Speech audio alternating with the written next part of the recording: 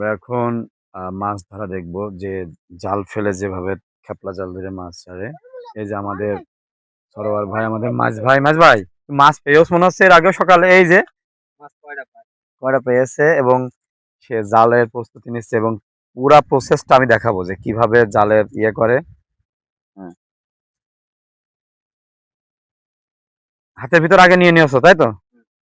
এটা আমার খুব ফেলার শখ কিন্তু আমি পারি না। আমার শিখিয়ে দিবা তো মাছ ভাই? এই যে ওই যে নড়ছে, ওই যে নড়ছে।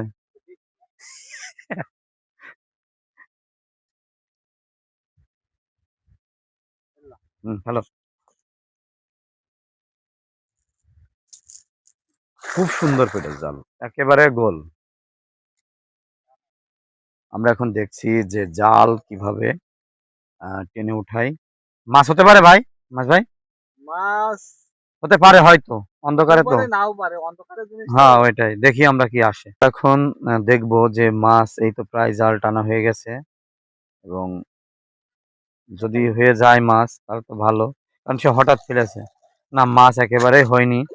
ভাই মাছ ভাই মাছ হচ্ছে না কারণ এই হঠাৎ বৃষ্টি হচ্ছে এই জন্যই নাকি? বৃষ্টির জন্যে, বৃষ্টি না হলে মাছ হবে না। ও,